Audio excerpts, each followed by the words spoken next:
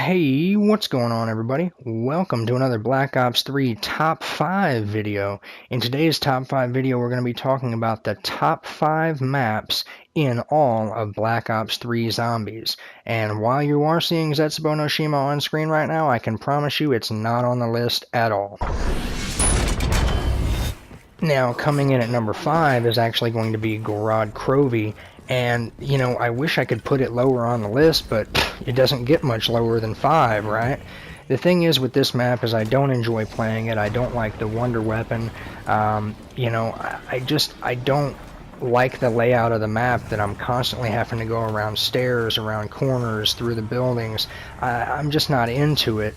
It makes the map feel really hard to play for me. It just confusing. I'm always lost going around it, and it has one of these flaws that in Black Ops 3 Zombies is in pretty much every single fucking map, where I have to constantly be doing these side quests, these chores and these tasks, whether it's to get the specialist weapon or whether it's to get Pack-a-Punch.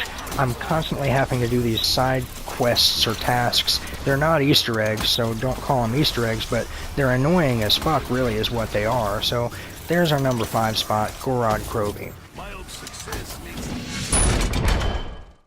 Now, coming in at our number 4 spot, I actually really do like the map Revelations.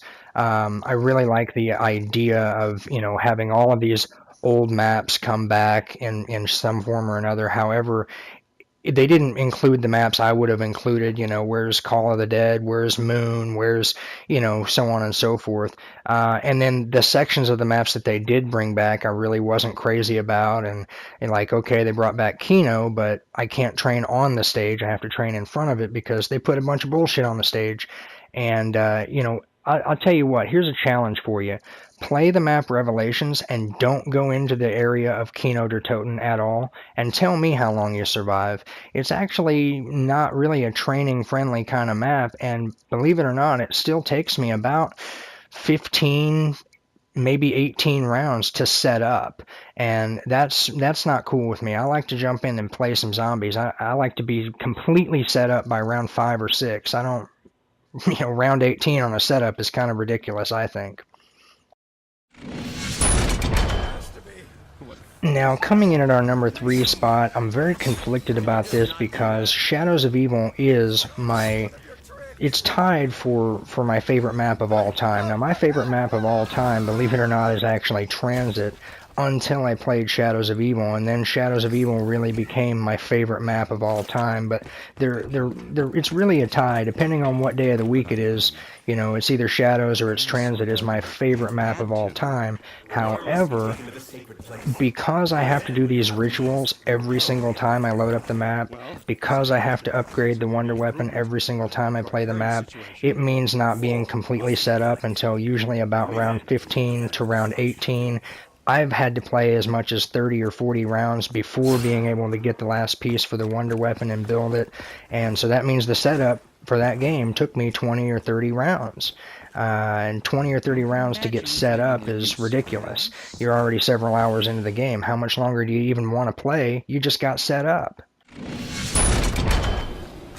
Now, interestingly enough, the number 2 spot on this list is going to be Eisendrache. Now, when this map first came out, I absolutely hated it, and I swore I'd never, ever, ever play it again. And it's hilarious that now it's actually one of my favorite maps that I've ever played.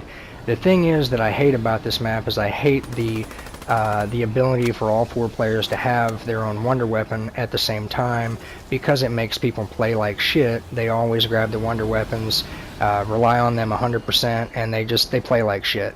If it didn't have the wonder weapons, it'd probably be one of my favorite maps of all time. But there's no denying that this is one of the best maps of all time, and it's definitely the second best in Black Ops 3. The setup is really easy, really nice. It's really easy to jump into a game and get it going. You can go for high rounds or just have a casual game for fun, whatever you want to do. And so that's why it is at our number 2 spot. Now, since I said that Zetsubo no Shima would not be on this list, there's only one map left that could be on this list, and it is our number 1 spot, The Giant.